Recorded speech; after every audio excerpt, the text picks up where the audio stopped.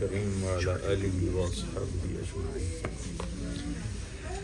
ہمارے نبی پاک صلی اللہ علیہ وسلم کی عمر اس وقت 35 سال تھی جب بیت اللہ کو بنانے کا نظام چلا، تو حجر اسود کو جب رکھنے کا موقع آیا، اس وقت تو یہ پورا پتھر تھا، تو 2-3 ٹکڑیاں پڑی ہیں، تو ہر قبیلے کے سردار کا دعویٰ یہ ہوگا کہ یہ پتھر میں رکھوں گا، اور 5 دن اس پہ جھگڑا چلتا رہا، اور 5ویں دن خطرہ پیدا ہو گیا کہ آپس میں تلواریں نکل آئیں گی، اتنی آپس میں سختی پیدا ہو گئی۔ تو ابو امیہ ایک شخص تھا قبیلہ مخزوم کا، اس نے کہا بھائی ایسا کرو، صبح سارے بیٹھ جاؤ بیت اللہ کی دیوار کے پاس، سب سے پہلے جو حرم میں داخل ہوگا نا، اس کو ہم اپنا قاضی مان لیں گے۔ تو سب کو یہ تجویز پسند آ گئی کہ ہاں یہ ٹھیک ہے۔ تو اگلے دن یہ سارے بڑے سردار بیٹھے، تو سب سے پہلے ہمارے نبی داخل ہوئے، اور کہو بھائی صادق امین آ گئے، صادق امین آ گئے، صادق امین آ گئے، ہم راضی ہیں ان کے فیصلے پر، راضی ہیں۔ تو آپ نے کہا چادر لاؤ، چادر لائے، اس پر آپ نے پتھر رکھا، سارے سرداروں سے کہا چادر کو کونوں سے پکڑ کے اٹھاؤ۔ تو سارے سرداروں نے چادر پکڑ کے جب اس کے لیول پر پتھر آیا تو آپ نے اٹھا کے اس کو اس کے اندر رکھ دیا۔ یہ جنت کا پتھر ہے، یہ سفید رنگ کا تھا، اور جب طوفان نوح میں بیت اللہ ضائع ہو گیا تھا، تو یہ پتھر فرشتوں نے یہ سامنے جو پہاڑ ہے جبل قبیس، اس میں اس کو فکس کر دیا تھا۔ پھر ابراہیم علیہ السلام کو اللہ نے رہبری فرمائی کہ یہ وہ پتھر ہے، اس کو یہاں لگانا ہے۔ تو اب تھوڑا ہم واپس چلتے ہیں کہ جب حضرت حاجرہ علیہ السلام کو اللہ نے پانی دے دیا، زم زم عبری زبان کا لفظ ہے، رک جا رک جا، تو ہمارے نبی نے فرمایا کہ کاش ہماری ماں یہ نہ کہتی تو یہاں پورا ایک دریا بہہ جاتا، اتنا اللہ کی رحمت جوش میں تھی، وہ نیچے چلا گیا۔ تو اب یہ راستہ چلتا نہیں تھا، ادھر کوئی آتا جاتا نہیں تھا، تو قبیلہ جرہم، یمن کا عرب قبیلہ، وہ کہیں دور سے گزر رہے تھے، اور ان کو پانی کی طلب ہوئی، پانی ختم ہو گیا ان کا، تو ان کے سردار نے ان پہاڑوں پہ پرندوں کو اڑتے دیکھا۔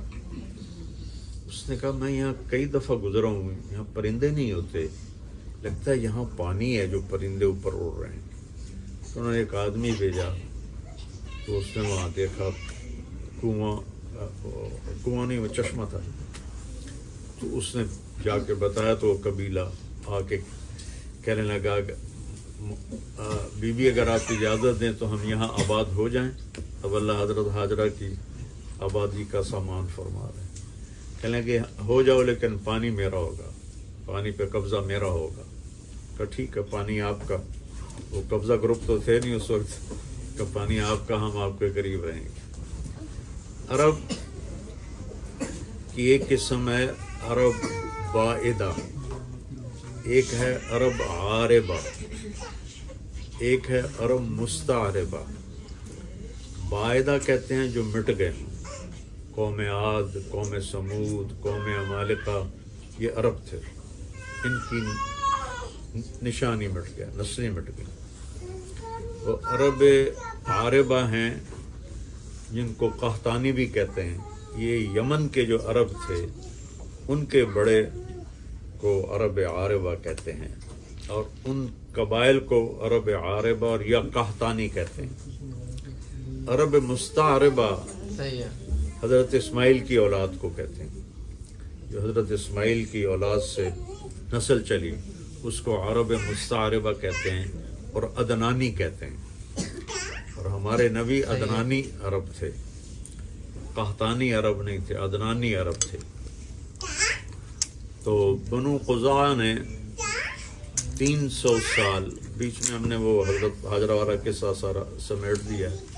بنو قزاع نے 300 سال حکومت کی مکہ پر۔ تو پھر بنو خزاع ایک قبیلہ تھا، اس نے حملہ کر کے اور مکے پہ قبضہ کر لیا۔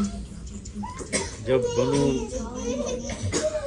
جرہم کو اندازہ ہو گیا کہ ہم شکست کھا رہے ہیں تو انہوں نے کنویں میں پتھر اور سامان اور کیا کچھ اس میں ڈال کے کنواں بند کر کے اس کو اوپر سے پتھروں سے بند کر دیا۔ تو جب خزاع آئے تو ان کو پانی کا نشان نہیں ملا۔ تو کوئی 350 سال حکومت کی بنو خزاع نے۔ تو ان کے سردار کو قصی اس وقت مشہور ہوئے، قصی بن کلاب، جو ہمارے نبی محمد بن عبداللہ بن عبد المطلب بن ہاشم بن عبد مناف بن قصی بن کلاب بن مرہ بن کعب بن لوی بن غالب بن فہر بن مالک بن نضر بن کنانہ بن خزیمہ بن مدرکہ بن الیاس بن معد بن عدنان، یہ عدنانی عرب ہیں۔ تو قصی جو تھے وہ بڑے مشہور ہوئے اور انہوں نے قریش کے قبائل کو اکٹھا کرنا شروع کیا۔ بڑا سستا قریش کا نام تھا فہر، وہ میں نے پہلے بھی بتایا تھا۔ تو بنو خزاع کے سردار کو شراب کا مشکیزہ دے کر مکے کی حکومت لے لی، نشہ پلا دیا، شراب کے مشکیزے پر اس نے سائن کر لیے کہ مکے کی حکومت تمہاری۔ تو قصی کا قبضہ ہو گیا تو قریش کے قبائل کٹھے ہونے شروع ہو گئے۔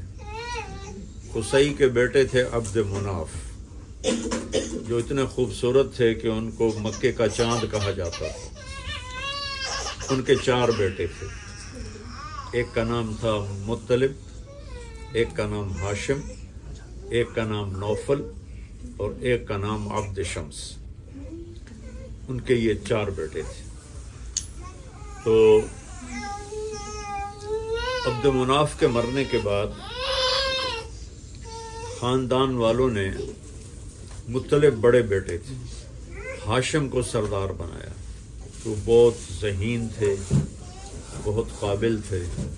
یہ رحلۃ الشتاء والصیف، ایک سفر سردی کا ایک گرمی کا، انہوں نے جاری کیا اور ان یمن اور شام سے تجارتی تعلقات قائم کیے۔ تو اس پر جو عبد شمس کا بیٹا تھا امیہ، اس نے اختلاف کیا کہ چھوٹا کیوں سردار بنے، بڑے کو سردار بناؤ۔ تو اس پہ جھگڑا ہو گیا۔ تو اس زمانے میں عرافہ عورتیں ہوتی تھیں، نجومی ٹائپ، ان کے پاس جھگڑا جایا کرتا تھا۔ تو اس نے ہاشم کے حق میں فیصلہ دے دیا اور یہ شرط طے پائی تھی کہ جو ہارے گا وہ 10 سال مکہ چھوڑ دے گا۔ تو جب اس عرافہ نے ہاشم کے بارے میں فیصلہ دیا تو امیہ کو 10 سال کی جلا وطنی کرنی پڑی، وہ شام چلا گیا اور یہاں سے بنو ہاشم اور بنو امیہ کی آپس میں ایک نفرت شروع ہوئی۔ تو ہاشم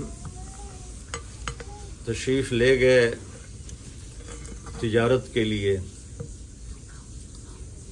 غزہ جانا تھا۔ تو مدینے پہنچے تو ایک یہودی عورت نے، ہمارے نبی جس باپ کی پشت میں آتے تھے اس کے ماتھے پر نور نبوت چمکتا تھا۔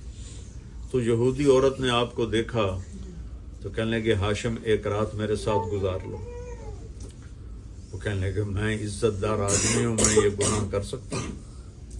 تو انہوں نے اگلے دن وہیں ایک سلمہ، ایک بنو نجار کی عورت تھی، اس سے شادی کر لی۔ تو تیسرے چوتھے دن اب بازار سے گزرے تو وہی عورت آگے سے آ رہی تھی. تو ہاشم نے کہا تم مجھ سے گناہ کی دعوت دے رہی تھی, شادی کر لو. اس نے ایسے دیکھا اور کہا میں بھی شریف عورت ہوں, تیرے ماتھے پر نور نبوت تھا آخری نبی کا, میرے جی میں ہے میرے پیٹ میں آ جائے, پر وہ تو سلمہ کے قسمت میں تھا. تو یہاں سے تشریف لے گا غزہ جہاں آج کل جنگ ہو رہی, وہاں ان کا انتقال ہو گیا.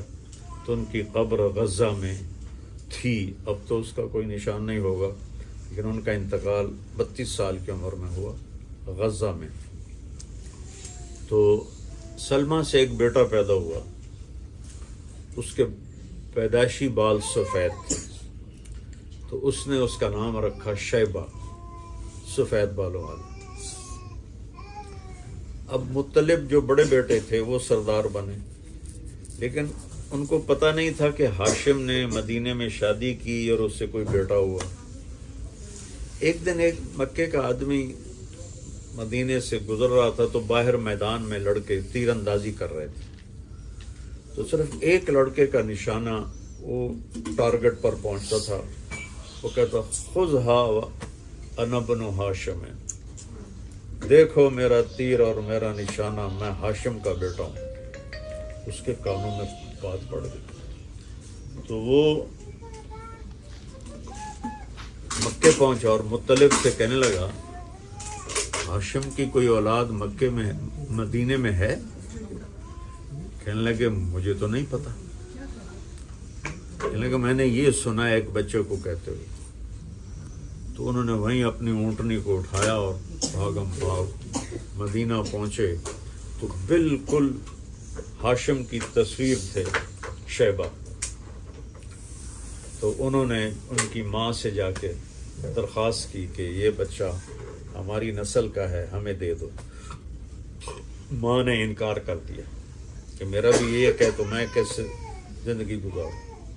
تو انہوں نے سلمہ کے بھائی سے بات کی کہ یہ آئندہ قریش کا سردار بنے گا, تو اپنی بہن کو سمجھاؤ, بہت بڑا نقصان ہو جائے گا اگر اس نے اس کو نہ دیا. پھر بھائی نے سمجھایا کہ یہ تو ہاشم کا بیٹا ہے, تو مکے کا سردار بنے گا. تو ماں نے اجازت دی تھی. دوستو آپ نے یہ ویڈیو دیکھی, امید کرتا ہوں کہ ویڈیو آپ کو اچھی لگی ہوگی. تو پلیز ویڈیو کو جو لائک کر دیں اور ہمارے چینل کو سبسکرائب کر دیں.